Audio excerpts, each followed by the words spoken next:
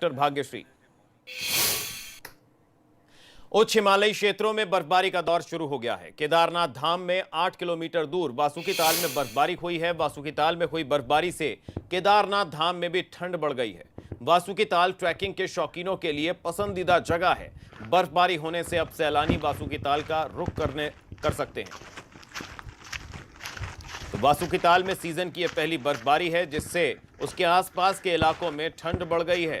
तो बर्फबारी से केदार धाम में भी ठंड बढ़ गई है, तापमान घट गया है। तो बासुकीताल में हुई बर्फबारी की एक्सक्लूसिव तस्वीरें आप देख रहे हैं।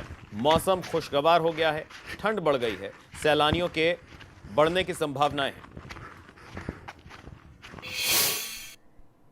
सितंबर महीना जाने वाला है, मगर पहाड़ पर मौसम का मूड अभी भी बदला हुआ है। उत्तरकाशी के भटवाड़ी इलाके में ओले गिरे हैं। मौसम ने अचानक करवट ली और देखते ही देखते ओलों की बरसात होने लगी। जमीन पर ओले ऐसे बिछ गए कि लगा बर्फबारी हो गई है। इन दिनों में लोग नकदी फसल जैसे आलू, राजमा, धान की कटाई में जुटे हैं। जाहिर है ओलावृष्टि ने किसानों की मुश्किलें जरूर बढ़ा दी हैं।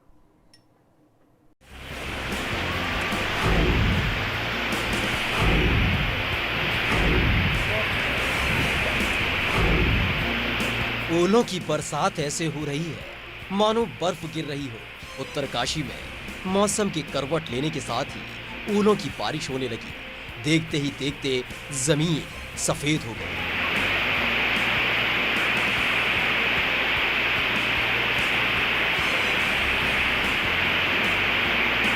ग्रामीण इस बात से हैरान है कि सितंबर में उन्होंने पहले कभी ऐसे ओलावृष्टि नहीं देखी है।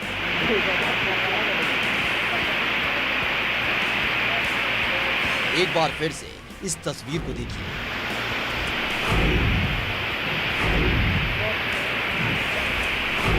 ओले इस कदर गिरे हैं कि पूरी जमीन सफेद नजर आ रही है।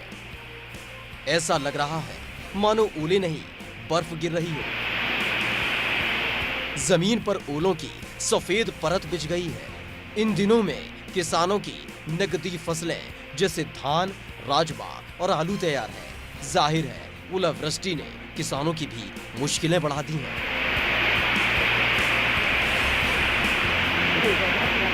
उत्तरकाशी से दिग्वीर बेस्ट की रिपोर्ट, एबीपी गंगा।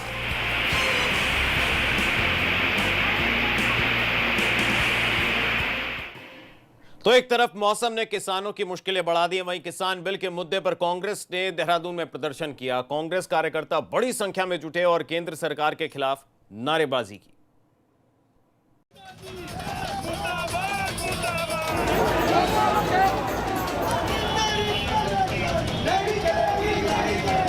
कृषि बिल पर विपक्ष एक बार फिर से लाल है। देहरादून में कांग्रेस की कार्यकर्ताओं ने कृषि बिल का मुद्दा उठाकर केंद्र और प्रदेश सरकार को कटघरे में खड़ा करने की कोशिश की है। कांग्रेस कार्यकर्ता राजभवन कूच की कोशिश कर रहे थे, मगर पुलिस ने उन्हें रास्ते में ही रोक लिया।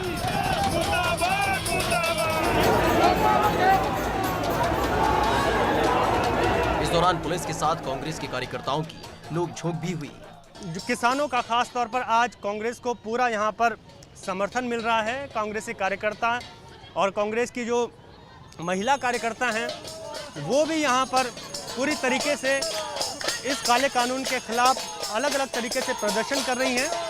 और इस प्रदर्शन को आप देख सकते हो कि किस तरीके से यहाँ पर छपली बजाकर भी काले कानून का प्रदर्शन कांग्रेसी महिला कार्यकर्ताओं द्वारा सदन में इन बिलों को पारित किया गया है। यह अत्यंत घोर किसान विरोधी बिल हैं। ये किसानों की कमर तोड़ने का काम करेंगे, उनको पूंजीपतियों के पास गिरवी रखने का काम करेंगे, अपने ही खेतों में उनको मजदूर बनाने का काम करेंगे।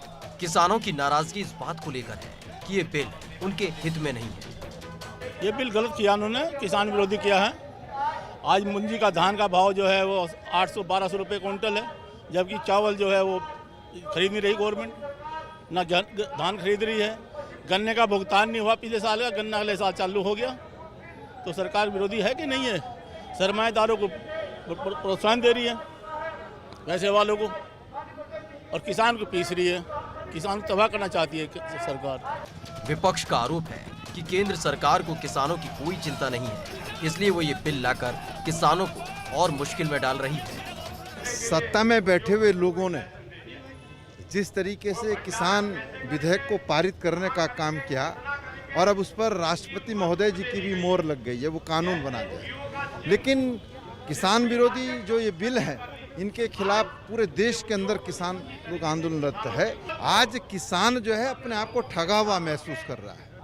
हम किसानों के साथ खड़े हैं। ये मुद्दा ऐसे वक्त गरमाया है जबकि उत्तराखंड में 2022 के विधानसभा चुनाव है। प्रदेश सरकार के कामकाज से सूबे की आवाम पहले ही नाखुश है।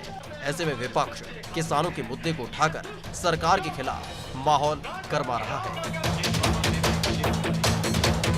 देहरादून से रवि केंद्रा की रिपोर्ट, एबीपी गंगा। तो किसान बिल पर किसानों और विपक्ष का प्रदर्शन जारी है। वहीं उमा भारती की रिपोर्ट कोरोना पॉजिटिव आने के बाद बद्रीनाथ धाम में स्वास्थ्य विभाग की टीम ने सैंपलिंग की। इस दौरान उमा भारती के संपर्क में आए लगभग 34 लोगों के टेस्ट किए गए। जोशीमठ के सामुदायिक स्वास्थ्य केंद्र में 10 लोगों की जांच की गई। इस दौरान धर्माधिकारी भुवन चंद्र उनियाल का भी सैंपल लिया गया। कल GMVN कर्मियों के सैंपल लिए जाएंगे। रिपोर्ट आने तक सभी को होम आइसोलेशन में रहना होगा। तो आपको बता दें, बद्रीनाथ धाम में भी कोरोना की दस्तक के बाद स्वास्थ्य विभाग जांच कर रहा है, सैंपल लिए जा रहे हैं। तो बद्रीनाथ धाम पहुंची उमा भारती की रिपोर्ट पॉजिटिव आने के बाद उनके संपर्क में आए लगभग 34 लोगों के सैंपल जांच के लिए गए।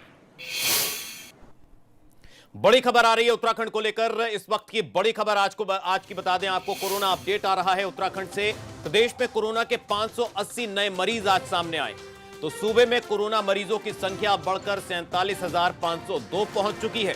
कोरोना के 10,000 से ज्यादा अब भी एक्टिव केस हैं। इस वक्त की बड़ी खबर, तो प्रदेश में कोरोना के 457 केस। इस वक्त की बड़ी खबर उत्तराखंड का आज का कोरोना अपडेट। तो कोरोना मरीजों का आंकड़ा 47,502। उत्तराखंड में आज कोरोना के 557 मामले।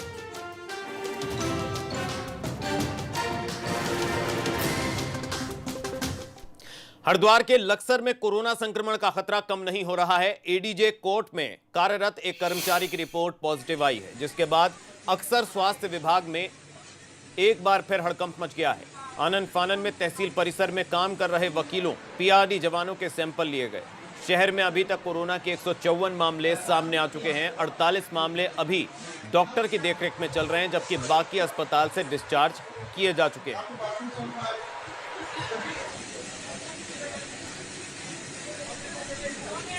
टिकरी गांव में आए हैं रैपिड एंटीजन, और जो आप एडीजे साहब के यहाँ कह रहे हैं, और RT-PCR की रिपोर्ट, जो कि अब उनका जो होम क्वारंटाइन कर दिया गया है दोनों को। अब बाकी उनके फर्स्ट प्राइमरी कॉन्टैक्ट्स को हम जांच करने के लिए जा रहे हैं। वहीं बड़कोट में यमुनोत्री हाईवे छटांगा के पास को 2 दिन के लिए बंद किया गया है। एसडीएम ने पहाड़ी दरकने से बढ़ रहे खतरे को देखते हुए इस पर आवाजाही पर पूरी तरह से रोक लगा दी है।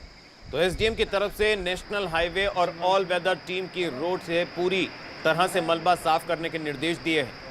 रोड पर आवाजाही बंद होने से यमुनोत्री धाम को जाने वाले श्रद्धालुओं के साथ 60 गांव के ग्रामीणों को 2 दिन तक परेशानी उठानी होगी। दरअसल छटांगा के 100 मीटर संकरे हिस्से को चौड़ीकरण के लिए ब्लास्टिंग किया गया था, लेकिन ब्लास्टिंग का ऐसा असर हुआ कि अब पहाड़ी लगातार दरक रही है।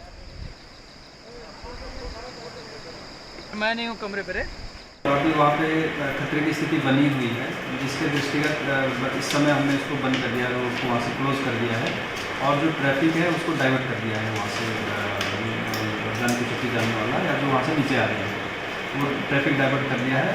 और साथ ही साथ जो NH है और जो प्राइवेट संस्था है वहाँ पे GSP कंपनी, मैंने उनको निर्देश दिया है कि जो लोग वहाँ से पैदल जाते हैं, जिनके आसपास के गाँव हैं, उनके लिए यमुना नदी में ह्यूम पाइप डाल करके एक वैकल्पिक रास्ता तैयार करें।